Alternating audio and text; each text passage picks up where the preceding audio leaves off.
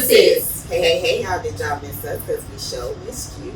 Look, watch, like, and subscribe to our channel at Sister Sis 1988, as well as follow us on all our social media platforms at Sister Sis 1988. So we have a wonderful, beautiful Nubian. You see the skin? Okay. We have a Nubian guest today, Miss Sarah. She is gorgeous. We want to thank you for coming on to the show. I'm going to go ahead and hand it over to you that you introduce yourself before we get started. Thank you. Well, first I want to say thank you so much for inviting me. Thank you for even considering me. I appreciate that. To be here to do something that empowers us women, I'm all for it, especially when it's asking for nothing but my time. And I can afford that. I'm here for it. So thank you, ladies. Thank you for coming, first of all. So we'll get it, started here. So, how did the idea for your brand originate? Like, where did it come from? That's a funny question because I didn't start off as SisterHood United. I actually started off as it's the mommy for me. That's how it started. I had this kind of like awakening after I became a mother. I started noticing like my childhood traumas presenting themselves and being passed on to my children or whatever my aunts, because I grew up with my aunts, the way they raised me or the mistakes they made, I started giving the same mistakes to my children.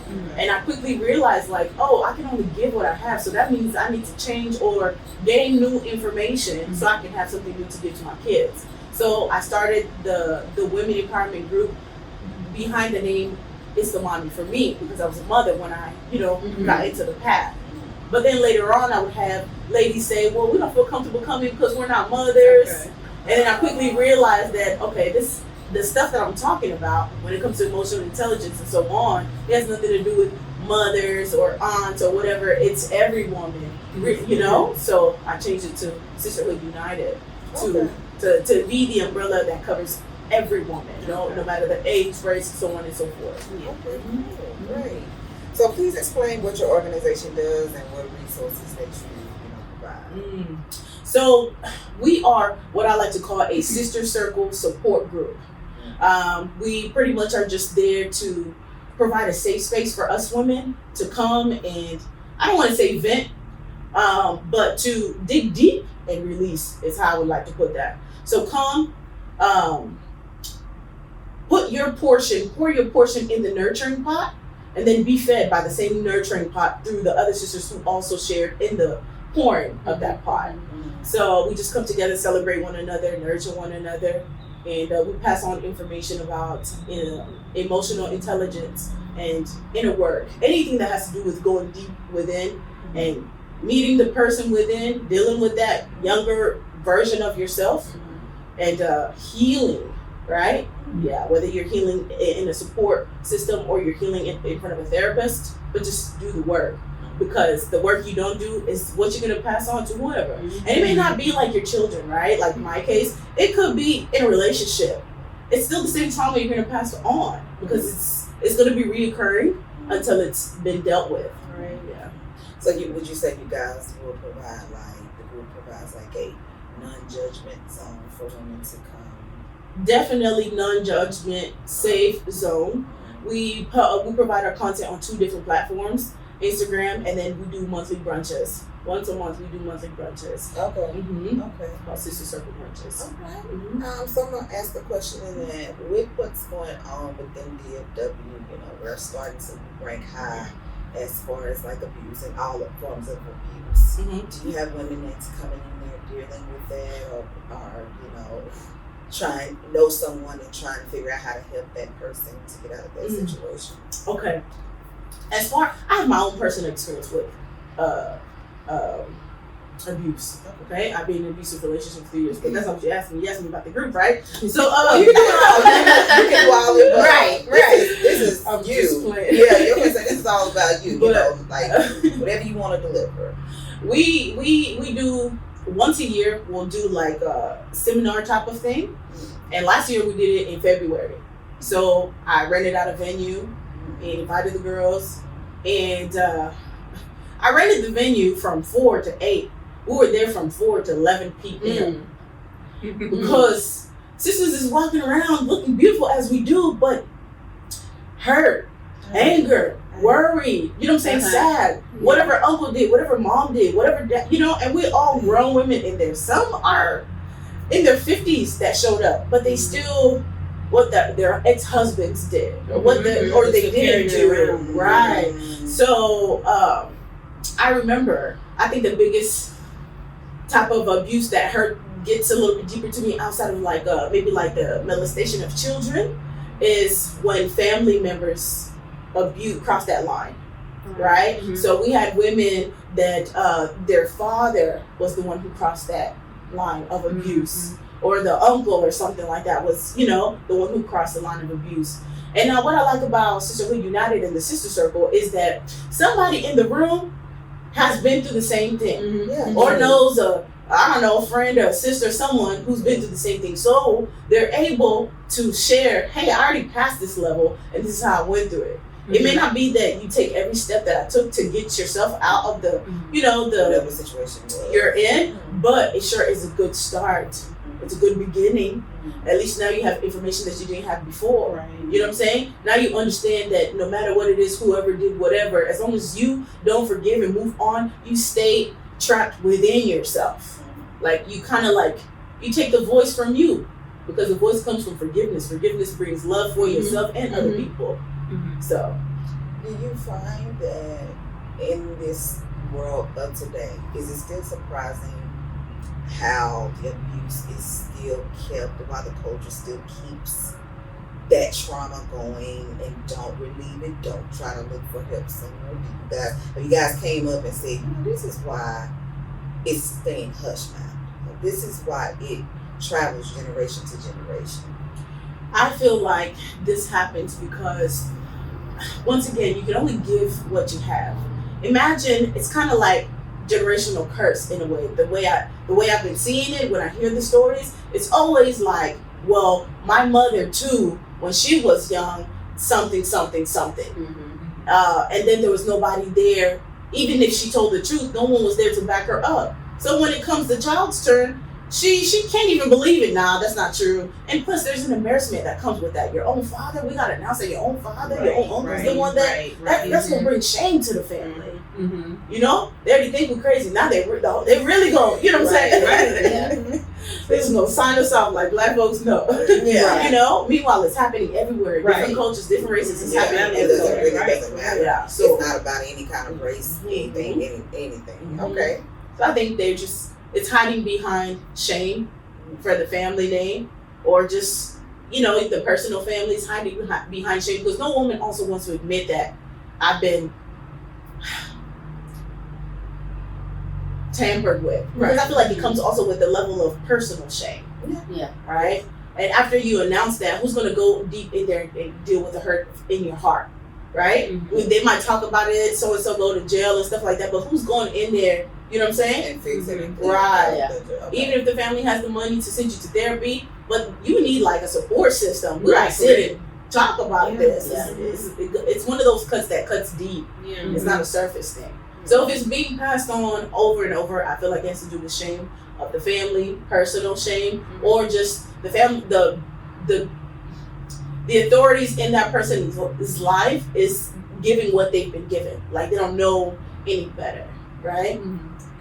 Even the better they may know, they don't trust it, because it's like, no, my family, we always do it like this. You know what I'm saying? So whatever new information that may come from outside, they're still kind of like repellent towards it. Because people do not like change. It's always kind of like, now my mama and daddy did it this way, my auntie and uncles did it this way. We're going to keep doing it this way. So yeah. So nothing grows, nothing changes because of that reason. They're not open to it. And imagine if it happened to mom or auntie, whoever you're talking to, she never healed from it. So what you talking about? Coming over here like, we should sit down and discuss this, What are you talking about? Just move on. They'll tell you. Just move on. Just forget about it.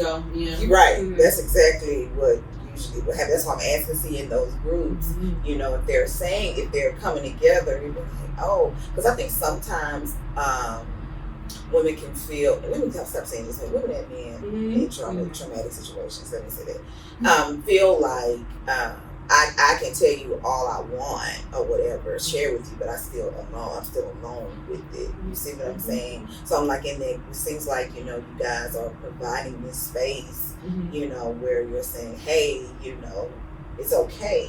Do you guys still feel that drawback, or do you start to see like I think it's the way we carry the sessions. It's like, so each and every single month it's a new topic. Okay? So if we spoke about, like last weekend, we spoke about fatherly wounds, we probably might not come back around again until next year. Right? So, but with that being said, there's no withdrawals. They pour out even more because now they found like, oh, this space is safe, ain't no judgment. Okay. Such and such said what she needed to say. Me too, let me pour it out. Because that's the whole reason why you're there, the sister circle. Right. Is leave it, go home a little bit lighter than you came. Right. Okay. So back into the sisterly circle, what does women empowerment mean to you? And when I do, it's like, that's an answer in itself, but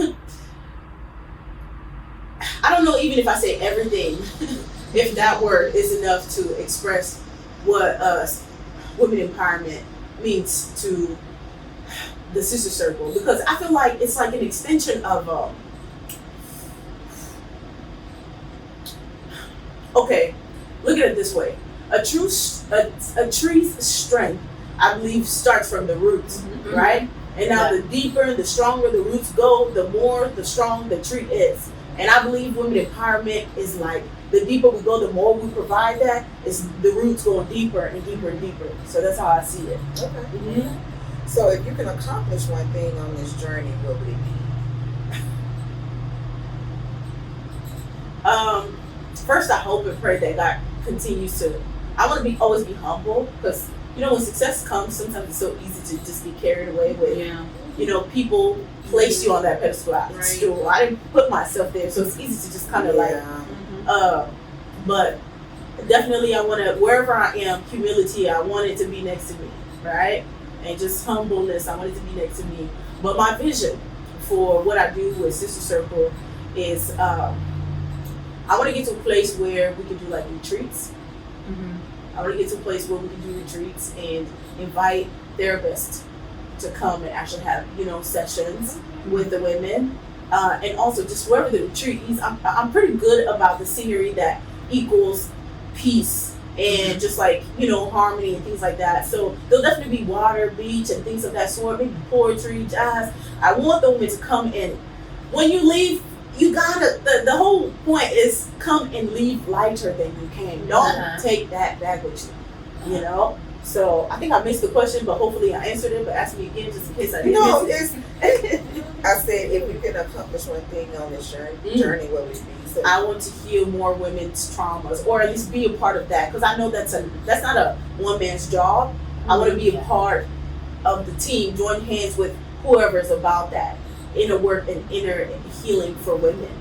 Because I feel like that's one of the biggest things that's keeping a lot of women from just becoming whoever they were supposed to become. Right. I've had sisters who are 50-something come to the brunch, and that day or that particular topic was fear. And she mentioned how her fear was just like, she just felt like to reserve herself all the time. She had dreams and visions to start stuff, but never had was so afraid to actually do it. And I was like, all that lifetime you lived and just afraid to start something, anything, right? And just, I can imagine all the dreams that died, not because you died, but just, you're kind of like, it's like you're, and to fit, I'm thinking about a French word, you suffocate the dreams with the fear, you know? So if I can, I will be a part of the groups of the women who are coming together to work with women with inner healing, inner work, childhood traumas, anything about diving deep, pulling it out, releasing so you can be better. That's what I want to accomplish. That's my goal. I think those things are beautiful. I think it's great. I always seem to ask those questions when I meet people who are doing things like that. Okay. We're, meetings, and we're telling people, hey, what happened is not okay, but it's okay talk about, which is what it seems like their environment Yes. is providing for them. Do you ever fear any clapback? And what I mean about that with abuse, when people start finding that, sometimes the culture, all of us in here when we was growing up, don't tell my business, I'm telling what we going on in the house. Right? And you grow up with that and it carries on. Have you ever got any drawback, like somebody that was up there, they found out, I don't know, I'll use an example. I come to one of your meetings and I have a brother who finds out that I'm there and I'm telling you all the truth about Uncle Willis and all of them, what they were doing. Have you ever found out like a threatening behavior from anybody?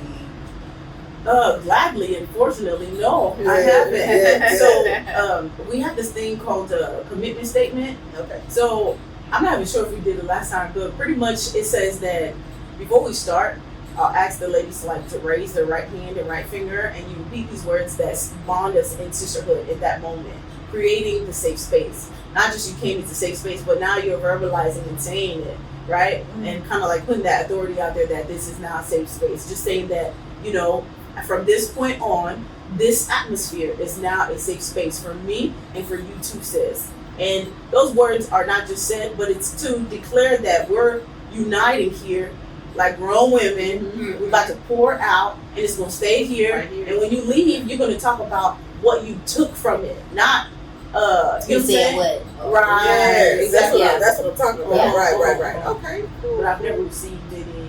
But you know what? One thing that did happen was I have a sister who came, and her sister wanted to come, but she didn't want her sister to come because she's been, she's been talking about the stuff she's been talking about. So she was like, sister, you can't come. Lock doors. And that's between them. That's her family. But I understand how she feels, and I just respect that. That's not my business. Right. She hadn't came, man. No. Okay. She can't come. Supposedly, yeah. Because it's a safe place. But what if it's something that the sister needs? But that's this what is I'm the thing. saying. That means there is maybe a healing process that has to happen between them two for her to share that space. Right. But because that trust in some kind of area is not there. Right. Yeah. And sometimes maybe it's like your family know you one way. Right. But when you come there, you expose a different side of you. Yeah. That's so like period.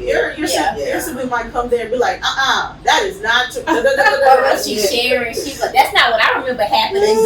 She got her own version of the story. So yeah. Or if she's upset, looking at her like, I can't believe you sent her to the hospital.